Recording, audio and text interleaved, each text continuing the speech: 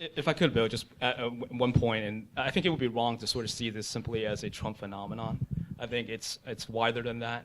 I think that we have to look both in the Obama administration, where there was the pivot and strategic pivot and rebalance to Asia. That was despite people saying that it's not about China, it was really about China. Right. And I think that course correction began during the Obama administration. One could quibble with whether or not it was adequately resourced under that administration, given sequestration and other matters. But this extends beyond the Trump administration. I think this is more fundamental. It's bipartisan, and I think there's a lot of room for this to continue to grow. Well, let's assume that there's at least the possibility that there is a rift in a deep part of the relationship, maybe not the complete relationship. Maybe Donald Trump will be happy with $120 billion of soybeans. But what does this mean to Taiwan? Taiwan is under the military and diplomatic protection of the United States, essentially. In a situation where relations are destabilized between the United States and Russia, United States and China. Is that good or bad for Taiwan? On one hand, you could argue Taiwan has a clearer commitment from the United States, but on the other hand, you could say that China has fewer constraints. It has fewer limitations on what it might do. Yeah, and let's not forget that Taiwan itself is also an active agent in this. And Taiwan has certainly over the last 3 or 4 years since the election of Tsai Ing-wen has moved more towards separateness, cultural separateness,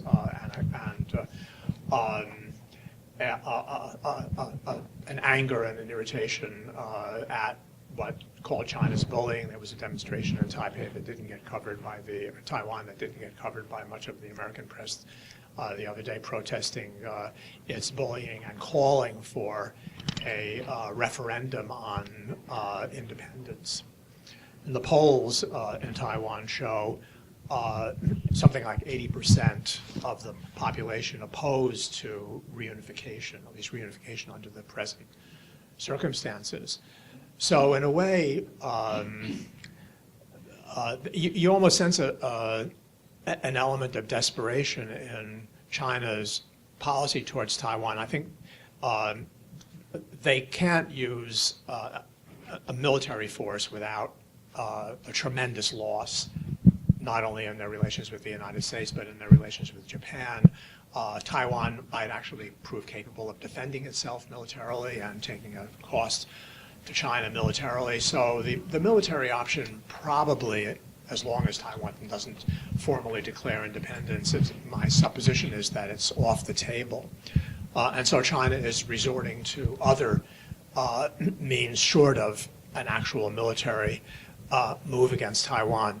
There are planes I hear that circle the island and take pictures of certain cultural relics on the island and send them via video to other people saying, look, we're seeing into your country. Have you heard that? I haven't heard that particular one, but I mean, they do a lot of stuff, whether it's preventing Taiwan from having observer status at the World Health Organization, unilaterally changing the air flight patterns, issuing a lot of warnings against Taiwan. I think that their immediate goal is to convey to the Taiwan public that they're paying a price for supporting Tsai Ing-wen, for electing her as president, and they're hoping that the next election will go back to the KMT, the Kuomintang, which paradoxically the Communist Party is now sort of allied to. It's a kind of new united front because the KMT is in favor of ultimate reunification and they're opposed to any notion of a separate Taiwan. What is the American interest in protecting Taiwan? And then sorry, I want to back up just a second. Sort of in the long term, in the immediate term, I think the situation is going to kind of dribble on more or less the way it's been for quite a long time. Even if the Taiwan public votes to put the KMT back into power, they're not immediately going to go for reunification because the Taiwan public would be against it, and I think maybe even the KMT is against it. But over the very long term, China holds a lot of cards with regards to Taiwan. I mean, Andy talked about the military I think the military, the technical term is area denial, that the Chinese are achieving area denial. I heard somebody from the Defense Department a few weeks ago talk about China's making some very, very impressive technological breakthroughs on these sort of anti-ship missiles. They can send them into the atmosphere, and they can hit aircraft carriers. As Andy said, their aircraft carriers are vulnerable. Our deployments, our forward deployments, are vulnerable.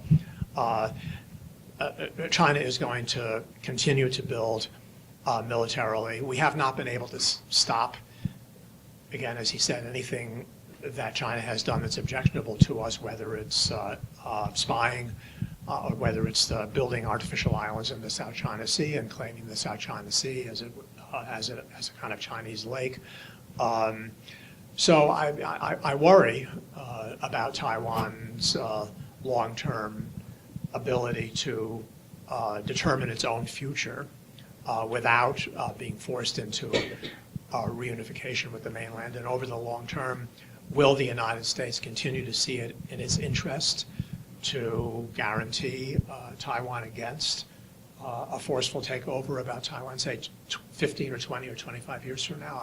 I'd like to be confident of that, but I'm not. So you didn't answer my question. You skillfully dodged my question. Is it good or bad for Taiwan that there's a new fluidity in China-U.S. relations? I don't think it matters. I mean, I think that situation is, in a way, kind of independent of, well, okay, in one way that it's good, it puts the United States on guard against China, and certainly in the current administration, it's brought about some gestures of closeness to Taiwan. I don't know how important these are. There are only gestures. Selling weapons, opening up a new AIT, American Institute of Taiwan. And, allowing Tsai Ing-wen to transit the United States. And senior officials did visit her when she was here. The guy that I spoke to at the Pentagon a few weeks ago was one of them. So, yeah, I mean, in that sense, the awareness of China, the identification of China as the strategic threat to the United States has put us on guard against the possibility of a takeover from Taiwan. I mean, it would be a tremendous strategic victory for China to take over Taiwan. It would establish China once and for all as the hegemonic power in East Asia. As long as it's not able to take Taiwan and Taiwan remains sort of independent, then China is not the hegemon of Asia because it doesn't have its way on Taiwan. But again, in the long term, I don't think that these ups and downs in Chinese-American relations are, maybe I'm wrong about this, but I don't see how it changes very much the fundamental situation of China and Taiwan. China does not recognize, and historically never has recognized, the notion of the consent of the governed. That's funny. And it will not give up.